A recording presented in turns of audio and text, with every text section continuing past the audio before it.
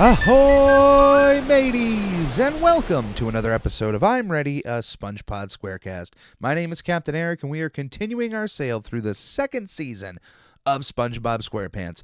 Now, if you were watching the Super Bowl this past Sunday, you would have seen our good old yellow friend SpongeBob all over that game.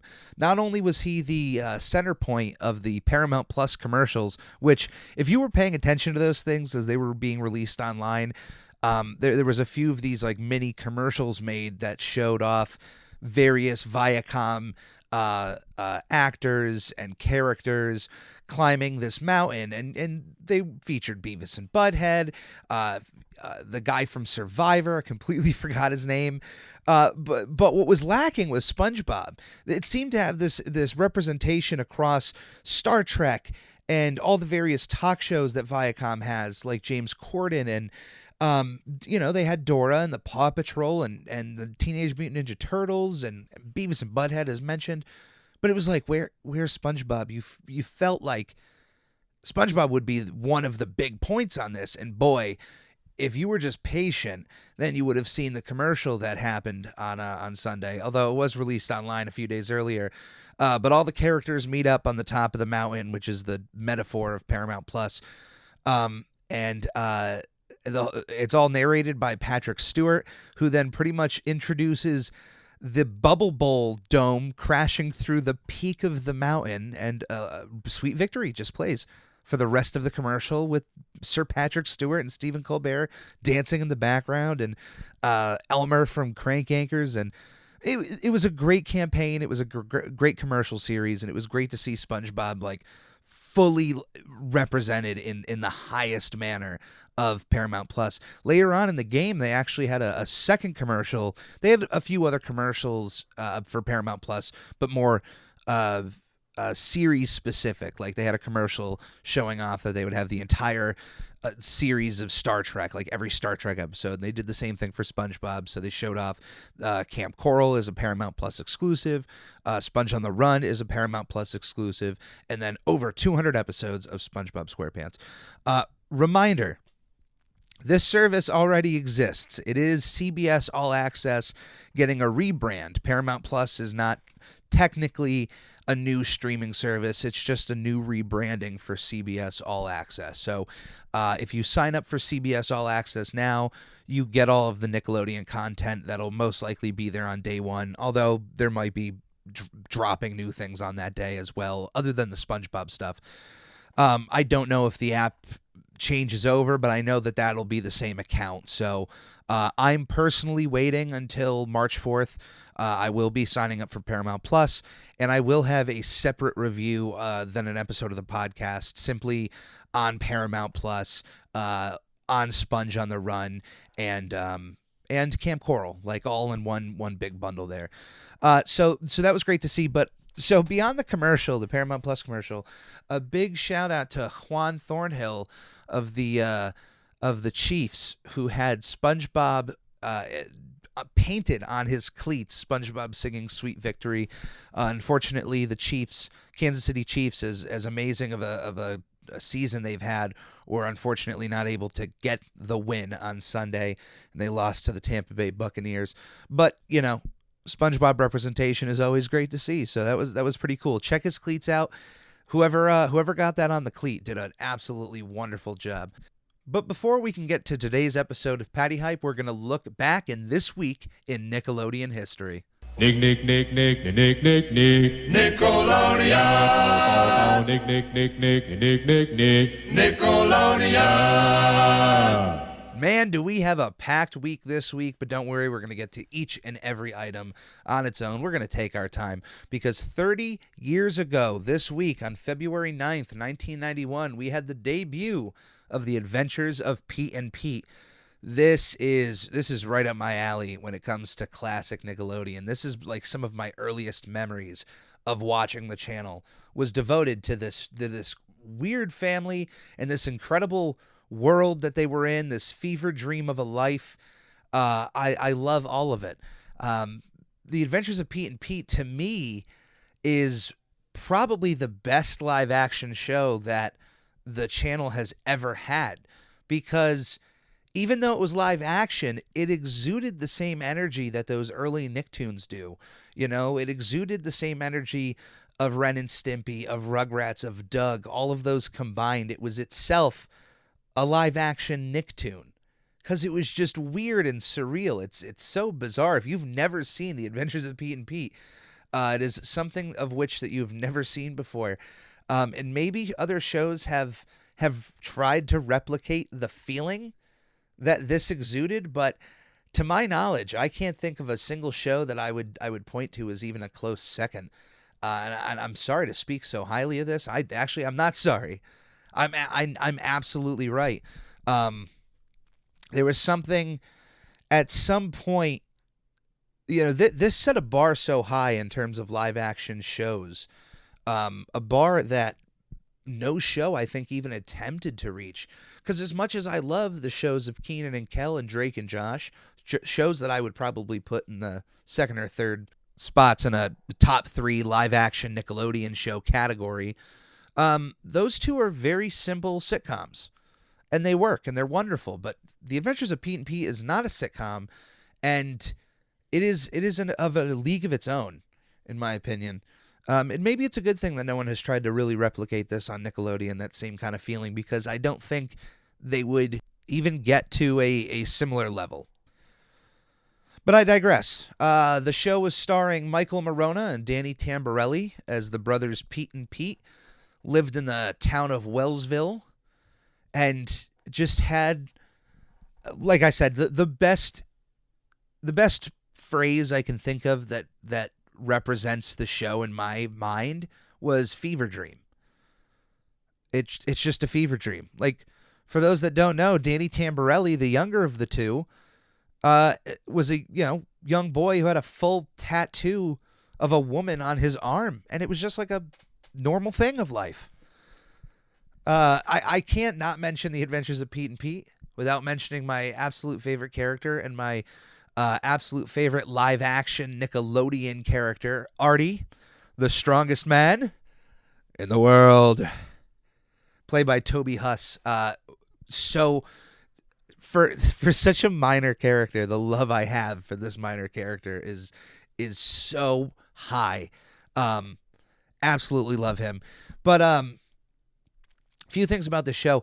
Another thing was that they released the first 2 seasons of the show on DVD and had the 3rd season apparently finished, but it's literally sitting in a warehouse somewhere. There's some just like legal issue between 2 studios, so there's this warehouse just sitting of Pete and Pete season 3 DVDs, so that's pretty cool. Pete and Pete almost had an actual feature film. The Nickelodeon movie Snow Day started out as a feature film of The Adventures of Pete and Pete, and for some reason it didn't happen. I have no real love for the movie Snow Day, and I feel like in another universe there's a version of me that absolutely loves this winter set Nickelodeon movie, but it just happens to be a Pete and Pete movie. I was lucky enough a few years back to meet the stars of The Adventures of Pete and Pete. Michael and Danny absolutely were 2 of the best celebrities I ever met in my life. And I've met, not bragging, I've paid my ticket to meet almost every one of them. Only like 1 or 2 I just met in public. They were absolutely so welcoming to fans. This was a very intimate setting. It was a very small bar. You of course had to pay VIP to meet them before the show because they taped a live version of their podcast at this bar. And man, the way, the nerves that I had meeting them, like, it melted away the second I reached the table and shook hands with them. They were so welcoming, so accommodating. I brought my Mr. Tasty vinyl figure from the Nick box to get signed. And it was wonderful talking to them. I had a wonderful experience, and I hope to meet them again. I hope once this pandemic is over and if they start touring again, I would love to be at their shows. Absolutely. But yeah, we have 30 years of Pete and Pete. If you've never experienced this show, please do what you can to get yourself, your eyes, in front of a television screen, in front of a computer monitor. Watch yourself some Pete and Pete, and let me know what you think. I'm really curious to see if somebody is listening to this and has never watched the show, what their thoughts would be. At least watch the shorts. I do know the shorts are available on YouTube. I've seen most of them, so I know they still should be on there. 19 years ago this week, on February 10th, 2002, the final episode of Action League Now aired on Nickelodeon. Action League Now started out as one of the main parts of Kablam. As mentioned in a previous episode, Kablam was kind of like a hodgepodge of different animated shows, almost like an SNL. It was a variety show. It was hosted by two comic book characters, and they would bring you the different segments of Life with Loopy, Prometheus and Bob, Sniz and Fondue, and the mainstay, like the big draw, was Action League Now, because it was the only show out of all of these that actually had a cliffhanger. So usually an episode of Kablam would start with the Action League Now segment, and then you'd get the finale at the end. It showed to be the most popular of, obviously, it was just the most creative. It was a stop-motion animated show of a group of superheroes, like this hodgepodge of action figures. Let's go down the lineup. You have the Flesh. He's super strong and super naked. You heard me right. Thunder Girl. She flies like thunder. Stinky Diver, a former Navy commando with an attitude as bad as his odor. And Meltman, with the power to melt. I swear to you, I knew that entire intro from the top of my head. I was staring at the image. I don't know if that's sad or impressive, or both at the same time. But yeah, the show was about a dysfunctional group of superheroes and, a supervillain action figure, the Mayor, who was, constantly doing devious acts, and they would do weird stuff. It took place inside of somebody's home. They were actually action figures. It wasn't like a fake setting. And, they would do stuff like take the sink and tie up somebody with string, and they're right over the garbage disposal, and they're going to get dunked into it. That's the first one that came to mind. That's definitely an episode. And how they saved the day in their own way. I mean, sometimes they flat out wouldn't, but it would still work out in their favor. It was super weird, super bizarre, and it's just one of those shows. It kind of fits in the same mold as Mr. Meaty. Like, that existed, really? After Kablam, they ended up just compiling a lot of the shorts together into a show, and then had some new ones as well, some new content. There was a lot of like guest appearances by like Brett Favre and Harry Connick Jr. It's just super bizarre. It existed. It's one of those things that only lasted about a year on Nickelodeon as a series. It didn't stay past that. So I'm glad it existed, though. It's a part of Nickelodeon history. It's one of like just the weird fun parts of Nickelodeon history. Just like Mr. Meaty, even though people might get displeased by these kind of shows, they're fun. They exist. It's like the Tim and Eric stuff of Nickelodeon. It's probably the best way I can explain it. But that's Action League Now. 7 years ago, on February 8th, 2014, we had the final episode of Monsters vs. Aliens. There was a weird point in Nickelodeon's history there where they really partnered up with DreamWorks Animation. And there's no reason to see why that's such a bad idea, but they really, heavy into DreamWorks. It started with the Penguins of Madagascar. That was a massive hit for the channel, so they went right in and got Kung Fu Panda, Legends of Awesomeness, which is not a bad TV version of Kung Fu Panda, and the guy who voices Po did a really good Jack Black impression. But then we have this third one, Monsters vs. Aliens, which I swear was announced years even before Kung Fu Panda. Like, after Penguins of Madagascar was a big hit, I remember hearing that the show was being made, and then it was like constantly there was updates, and then there just wasn't for a while. Kung Fu Panda came, but then DreamWorks was still saying, no, this show's coming. And by the time it came out, I don't think anyone was really excited for it. I'm being that complete honesty. The show came out March 23rd, 2013. The movie it was based on came out in 2009. We're talking 4 years later. You're missing a lot of ground there. And they did have, I believe, one TV special at some point after the movie came out. I think it was a Halloween special. Let me see. Yeah, that came out. Well, that came out the same year. That came out later in 2009. So the time for this show to have come out would have been early 2010. Like after the movie comes out, it was a decent hit at the movie theaters. Definitely not a smash hit, but it was still reasonable. You have the Halloween special to gauge the television watching audience. Say, hey, is this something viable that we can make? And when that does well, if it did, you make the TV show and you go right into it. They had 4 years to get this show out. And I have a love for Monsters vs. Aliens. I love the movie. Not a lot of people do. It's definitely not a DreamWorks favorite, but there's something about it I enjoy. And the second I heard there was a show, I'm like, this is a perfect idea to work as a TV show.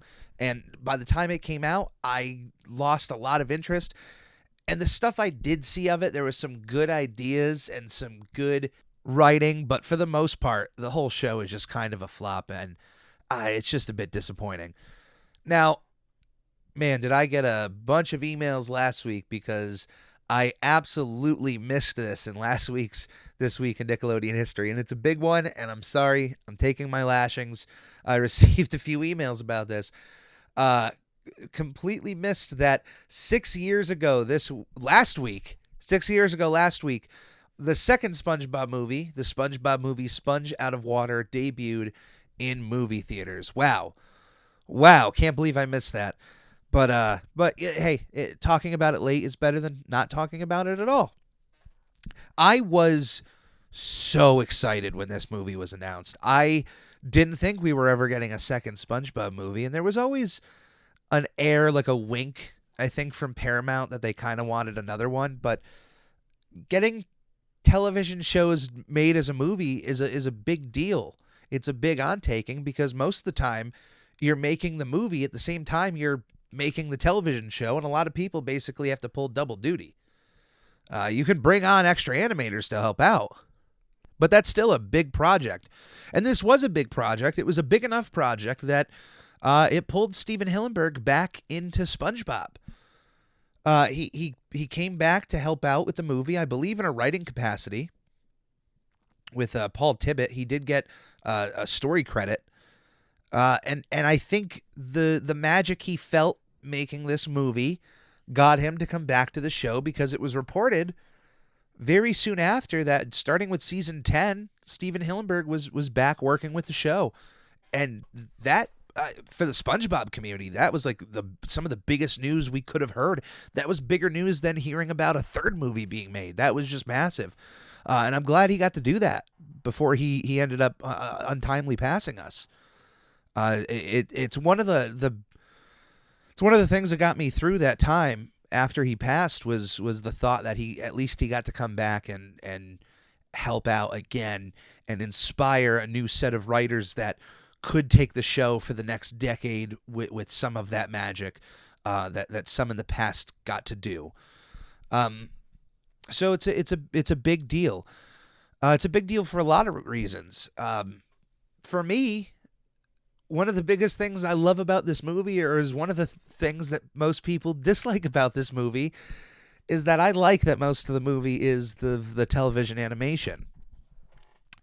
I, to this day, watch the first SpongeBob movie in awe of how well it looks and how clean it looks, but at the same time dirty.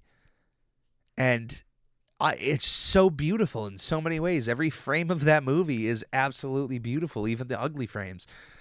And a lot of the marketing of this movie was around the fact that SpongeBob and his friends would be in 3D and would also be in these superhero outfits. That didn't happen until like the last 20 minutes of the movie. and a lot of people got upset about that, but I was stoked. I was super satisfied.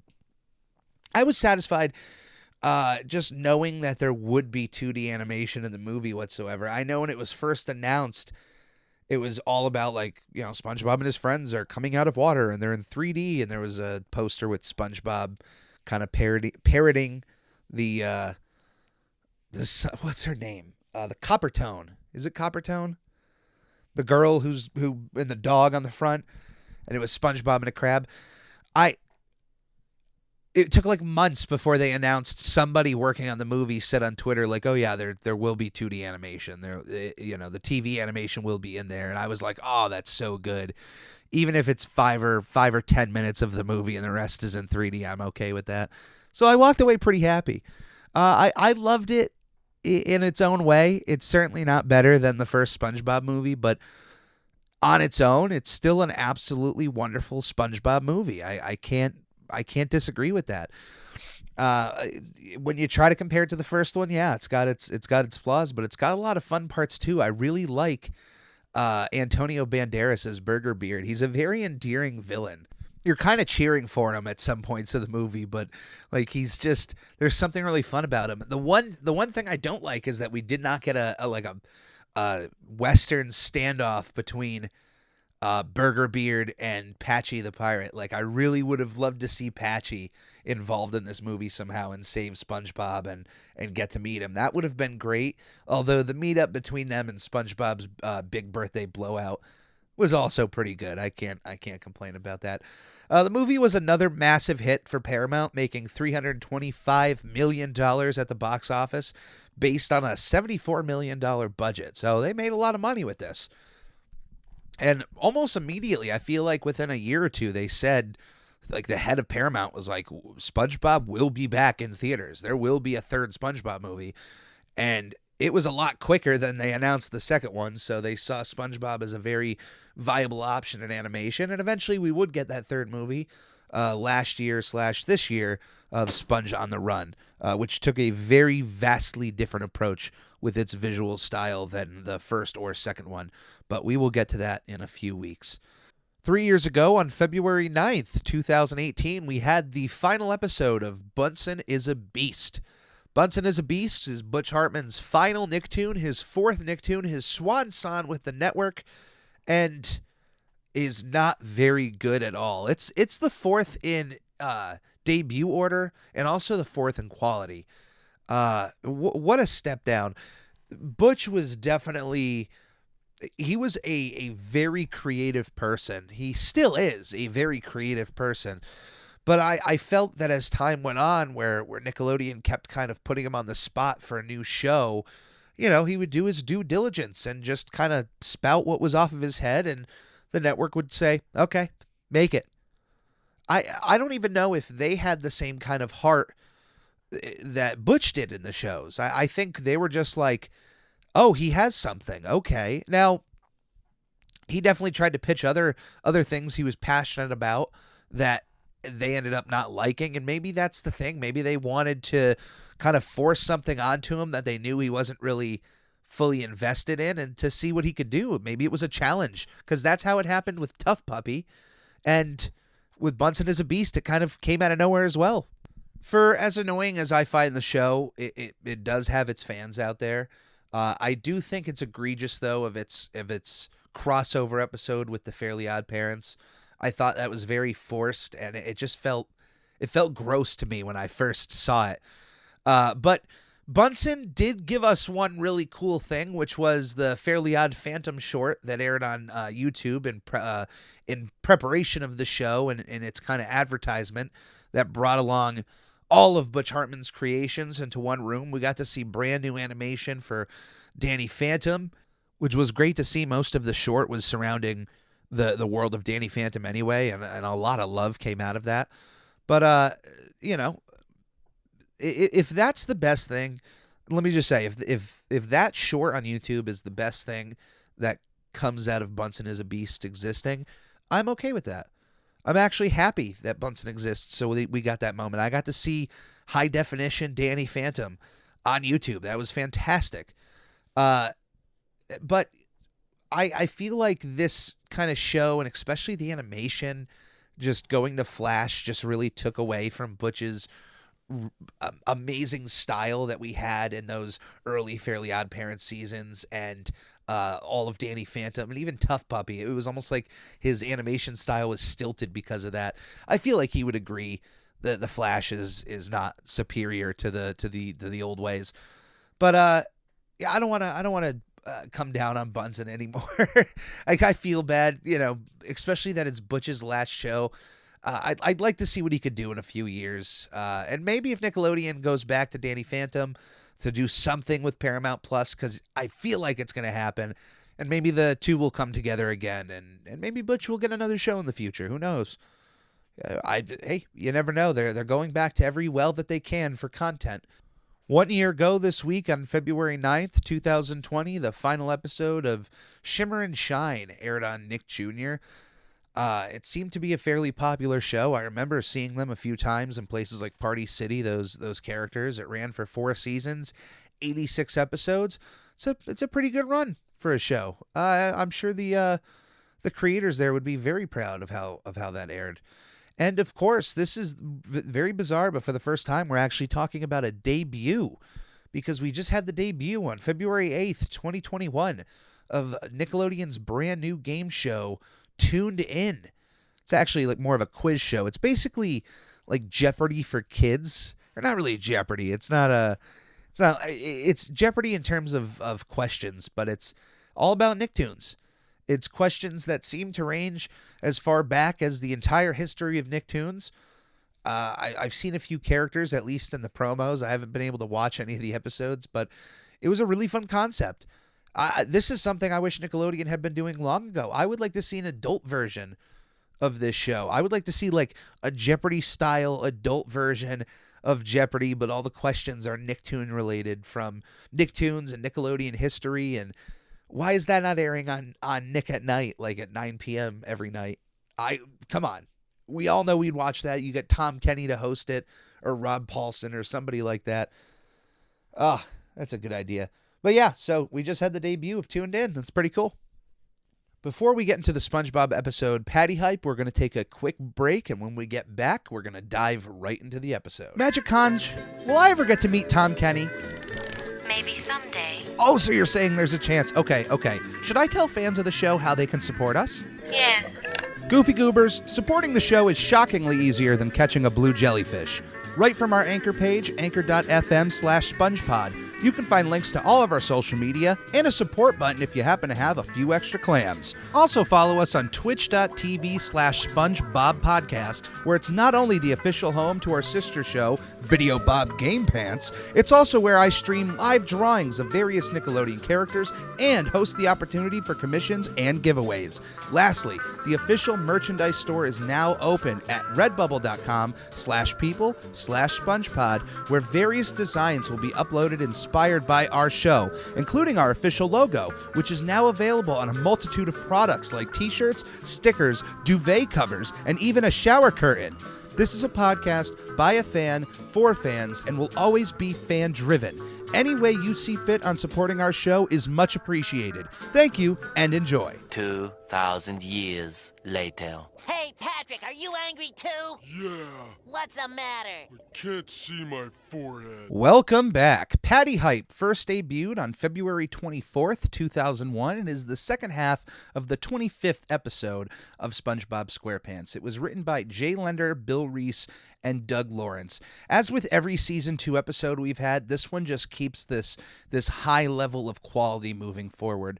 This is, of course, another well-known episode, beyond the idea of the Pretty Patties, which have been used in the Krabby Patty gummy department. I've seen sets of the gummies made together in different colors and basically called Pretty Patties. This is also a famous episode for one of the Mr. Krabs memes, one of the famous memes of Mr. Krabs kind of like struggling with a crowd around him and looking all disheveled for a second. Of absolutely one of like the main memes of SpongeBob that helped kickstart its current cultural impact. In terms of comedy too, this is an absolutely a quotable episode, one that, like, when I rewatched, I'm always shocked by the sheer amount of quotes that I know of when it comes to the show. Like, I just have so many classic quotes in my head that it's hard to sit back and think like, okay, this quote is from this episode, this quote is from this one is this one. And when you're watching, sometimes you just either forget or one's coming up. So anytime I watch an old episode like this, I'm usually taken aback on how much of my daily thought process comes from these episodes. One of my favorites, and it's just a very random one, when SpongeBob first walks up to Patrick, who looks very angry. He goes, I'm angry, Patrick. I'm angry too. What are you upset about? I can't see my forehead.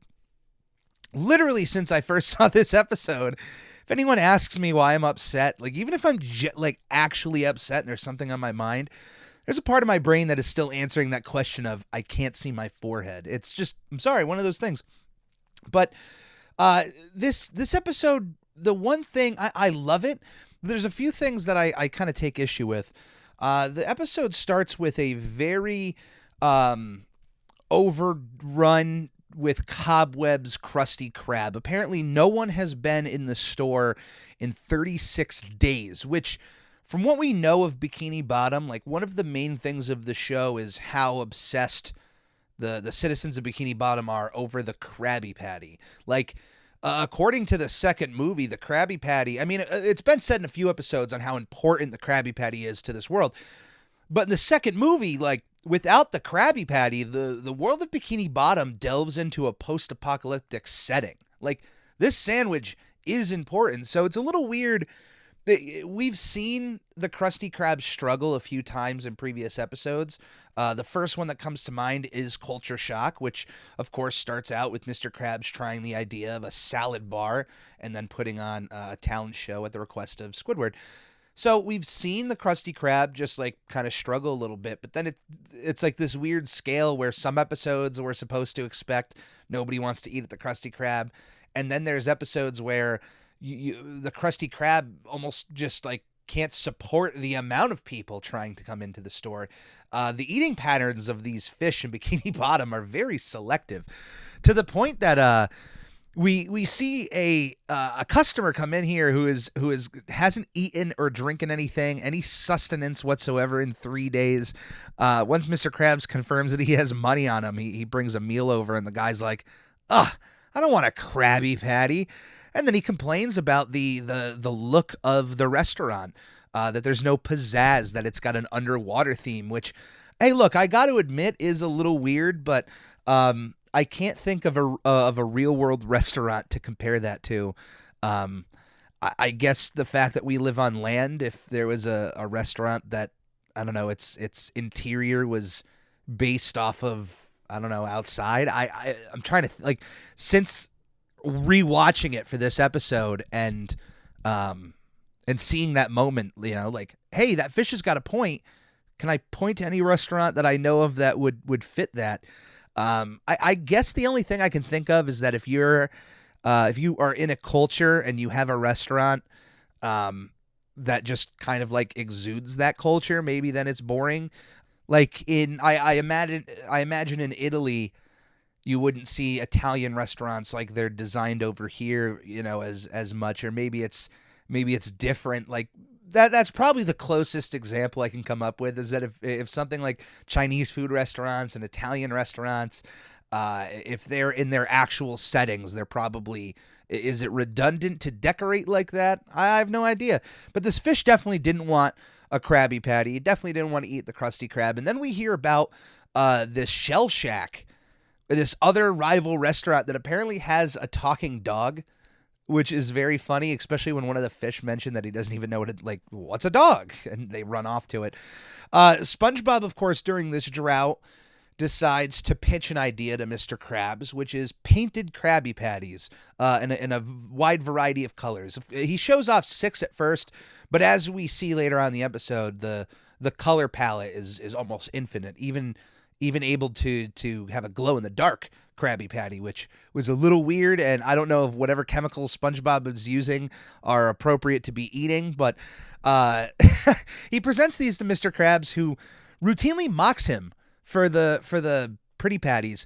Now, I must mention that before mocking him, Mr. Krabs' most current kind of exploit to get customers in store was to bury himself alive, which got a rambunctious crowd at the Krusty Krab. Definitely a lot of fish who were interested to see this crab bury himself alive, but not enough to stay to buy food. It's a really funny sequence, but when you see the fact that Mr. Krabs is willing to bury himself alive but then scoff at SpongeBob's idea, it's a little weird. It's just it's off-putting. This, of course, falls in line with a bunch of episodes in which SpongeBob is just routinely mocked by other characters and not really trusting him and his ideas or going his way. I mean, we've already seen this before. Coming to mind, going back to pizza delivery, if Squidward would have just listened to SpongeBob from the very beginning, they would have been safe. They would have found civilization. We find many episodes like this where if one character would have just listened to SpongeBob, everything would have worked out in the best way possible. And here's just another episode where SpongeBob's idea is mocked by Mr. Krabs, mocked by Squidward, and then he goes on to just open up his own restaurant, which is literally just a stand in front of his house, and ends up being an overnight sensation in the town of Bikini Bottom. Of course, in writing, if you have to get SpongeBob to be selling these Krabby Patties in front of his house, you gotta find a reason as to why, and it just, I don't know, it didn't really make sense, especially thinking back to even the salad bar of Culture Shock. Like, Mr. Krabs is willing to try a lot of gimmicks to get people to come into the store, and colored Krabby Patties, in the grand scheme of things, it shouldn't be the most laughed at concept.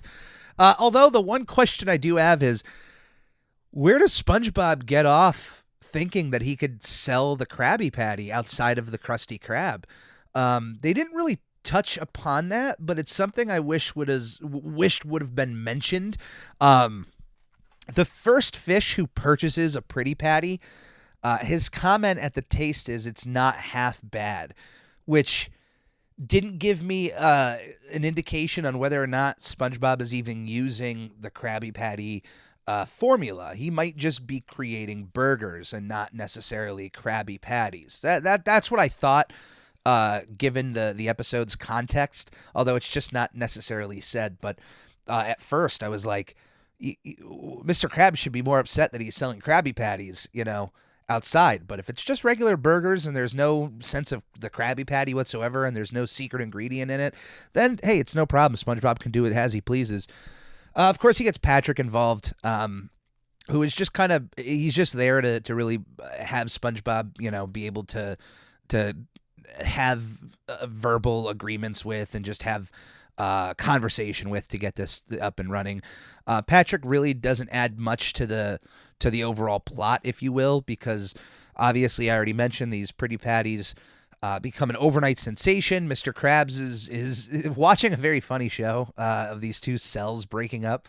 And it's for all the people mentioning all of the underwater stuff that shouldn't be happening, like fire, seeing the spider next to Mr. Krabs, it was a little off-putting. Like, I know that there's water spiders, but the webbing underwater seems a little weird. I've never seen anybody mention that's a weird thing. And then I love that the spider completely just jacks Mr. Krabs' whole popcorn bucket. It's a really funny sequence. But of course he sees the success of Pretty Patties. Shout out to SpongeBob though, because we now see the full extent of the Pretty Patty concept. They're able to create a plaid Krabby Patty or a plaid burger, which was just super impressive to see. We don't see the painting process, but just once again, absolutely impressive. And I like the shot of Larry coming over, Larry the lobster, who's just Pretty Patties rule, and he, it's just a really funny sequence. Like the fact that he's into the burgers that much that that's just his energy coming out over these Pretty Patties. A few things significant about this episode. Apparently this is the first time that the fishes Fred and Tom are actually named for the very first time, two of those background fishes.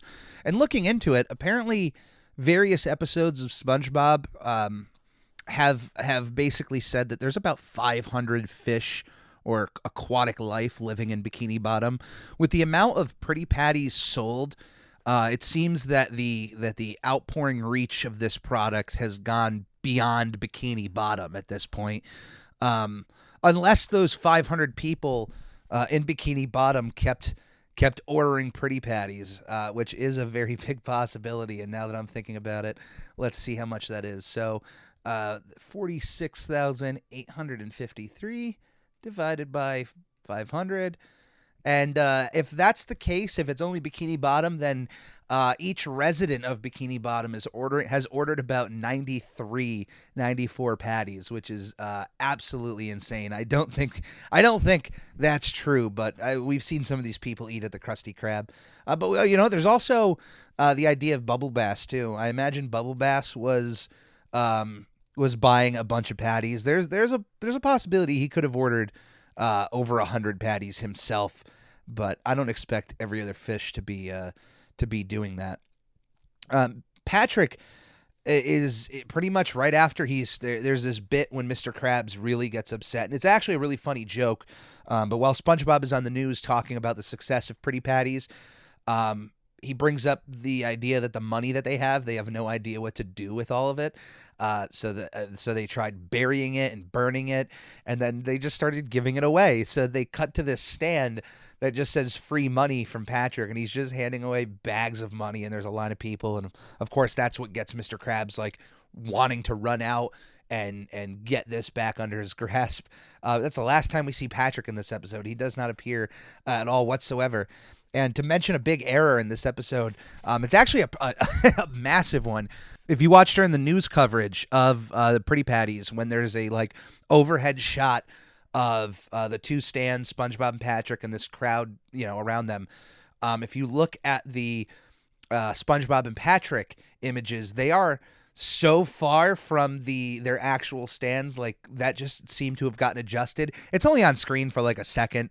It obviously isn't something that I noticed in the 20 years of watching this episode, but because that's what's really crazy is now that I'm a little bit caught up. We're at almost at the 20th anniversary of this episode on February 24th. So one of these weeks I will be celebrating hey, this is the 20th anniversary this week. We're pretty close thus far. So in the 20 years of watching this episode, never noticed that error until once somebody points it out to you, you can't watch this episode without noticing it again. Of course, so we never see the Shell Shack. We never see the talking dog. Eventually, Mr. Krabs comes over to the stand. He wants Pretty Patties in his life again, and SpongeBob isn't really into it. He's okay on his own. He's running his own stand in front of the house, making a lot of people happy. But Mr. Krabs offers him the one thing that he knows SpongeBob would not say no to, and he offers him the Krusty Krab. He just literally hands over his business to SpongeBob in exchange for SpongeBob's little patty stand in front of his house, mind you, which was weird. If I was Mr. Krabs, I would definitely want to move that whole operation at least in front of my home. But yeah, it's weird. When the next morning comes and he opens up the stand, it's still in front of SpongeBob's house. I always found that really funny. So he offers SpongeBob the key to the Krusty Krab and everything that's inside of it. And SpongeBob takes this offer. He's so happy about it because it's not about the money. It's about other things. And for SpongeBob, I don't even think it's about making people happy or making food, because if that was the case, he would have stayed with the Pretty Patty business. But there was just something about owning the Krusty Krab. Maybe that's just a dream of his that now is true, and here we are. But he runs down to the Krusty Krab. One of his favorite things he wants to do is make the pickles squeak against each other. That's something that really intrigues him. So Mr. Krabs takes over the Pretty Patty stand. We see him fairly successful right when he takes it over, but it kind of cuts to the next day when once this crowd kind of comes back to the Pretty Patty stand, we start seeing the effects of what's been going on with them. Now, one thing that was brought to my attention is there are some brands of fish food out there that will actually change the color of fish, especially goldfish. Apparently this does happen. So this is actually grounded in some sort of reality in which a fish food could change the color of the fish in general, but a lot of these fish were not happy. A lot of them had issues with their tongue. It changed the color of their bodies, their face. It seemed that the color choice of Pretty Patty would change their look, which of course is where we get the idea that a glow in the dark Pretty Patty exists because someone has a glow in the dark tongue. They all want refunds for this food, which seems weird because it's just like, well, you ate it. What's there to return? I'm trying to, of course, if this was a realistic situation, if a company like McDonald's or Burger King put out a meal that was changing the skin or the tongue color, there would most likely be a lawsuit of some sort going on.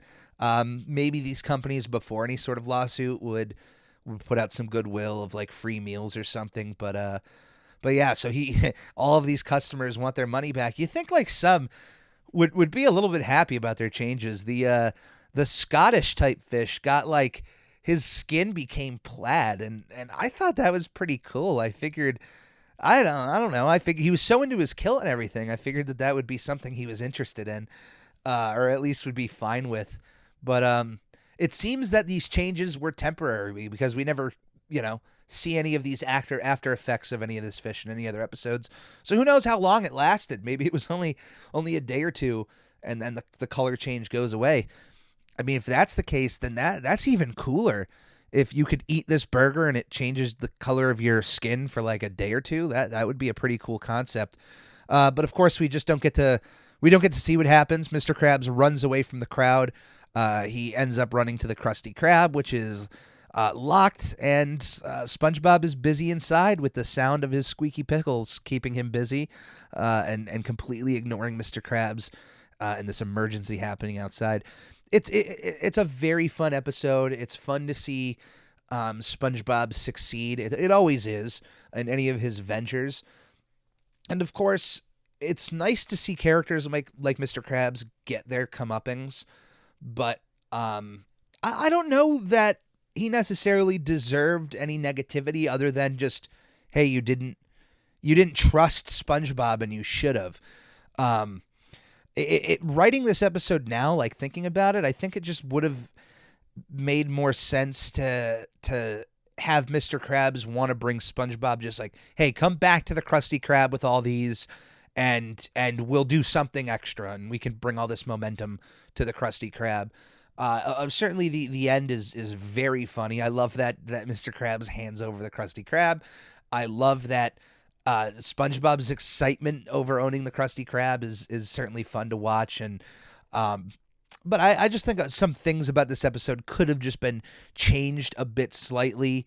But as it stands, it's an absolutely wonderful season 2 episode. And as I mentioned before, even though I'm mentioning things that I don't like about it or things I would change, this is still keeping a very strong momentum of quality that was started with season 2. So don't take this as a low point. It's still kind of right up there with the rest of the season 2 episodes, which is very high up on the list. Mail time.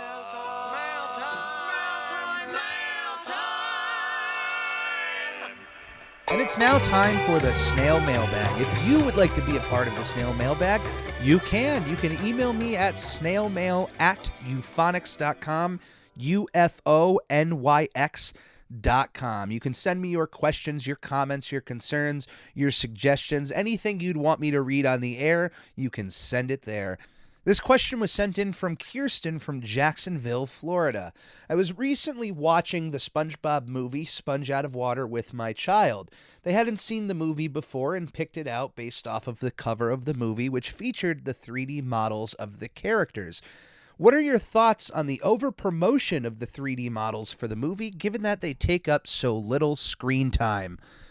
Yeah, as mentioned before for the week in Nickelodeon, I was a fan that the movie was mostly 2D, was mostly the television animation, and that the 3D models had the time that they did. I didn't want them to take over the whole movie. But there certainly was a lot of people who left that movie feeling unsatisfied because there was so much promotion of not only the 3D models, but of the superhero characters. I mean, most of the trailers, most of the advertisements of the movie, the posters, featured these characters that you only really saw in the last 15 minutes. So As much as I'm happy with the final product, I will admit that advertising it to the degree that they did was a bit of a detriment. And that negativity is probably what pushed for the third movie to be completely CG animated and not have to deal with the TV animation and trying to do a 3D animation and trying to fit it in. Their idea was like, okay, people were upset that the second movie didn't have enough of the 3D characters. Well, the third one is just going to be all 3D.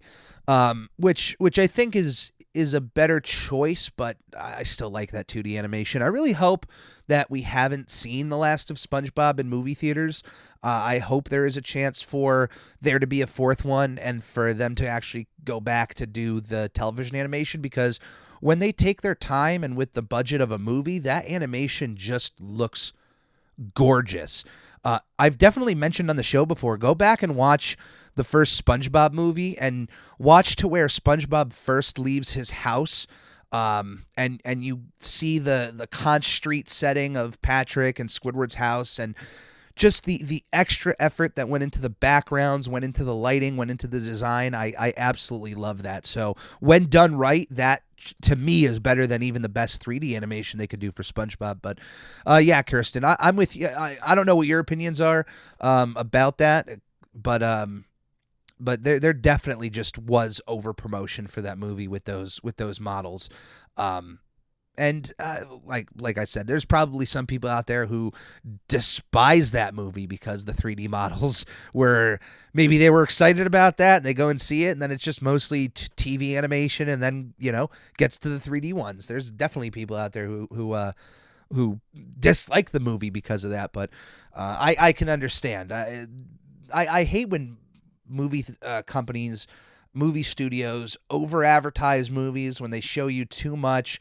The whole thing about seeing a movie is kind of the surprise, being there, seeing it on the big screen. They shouldn't have done that. They should have still included the 3D characters in the advertisements to acknowledge like this does happen in the movie. But definitely should have showed off more of that 2D animation in trailers, in TV spots, in posters, or at least did a kind of 50-50 split. That way, not as much people are going to be upset walking out of it. But that is this week for the podcast. I've been talking about streaming a segment of the show to go over the entire of season 1 and kind of do an official ranking. The streaming element of that is just probably not going to happen. I am going to work on that, and it's going to be released as a YouTube, a YouTube exclusive, a Facebook exclusive. It'll just be as a part of our video set. But streaming for the show will be resuming, hopefully in March. There's just a few obstacles I got to get through in the month of January. The goal is to be streaming at least 2 days a week, one day with more mature online-based games like Call of Duty, like Fortnite, and of course Fortnite's not mature. And then that second day will be more Nicktoon-related shows, kind of more of that Video Bob Game Pants element. I'm going to just be restructuring things, so please stay tuned for that. If you are a fan of the show, please follow us on any form of social media we are available on. We have a Facebook group you can join. We have a YouTube page. Subscribe there. Leave comments on videos, like videos if you can. Anything you do for the show is well respected, well appreciated. I love each and every one of you on the Ready Crew. Follow us on Twitter. Follow us on Instagram. And if you want to send in emails for the Snail Mailbag, you do so at snailmail@euphonics.com. So that is this week for the episode. Thank you for joining. Thank you for listening, and we'll see you next time. I'm ready!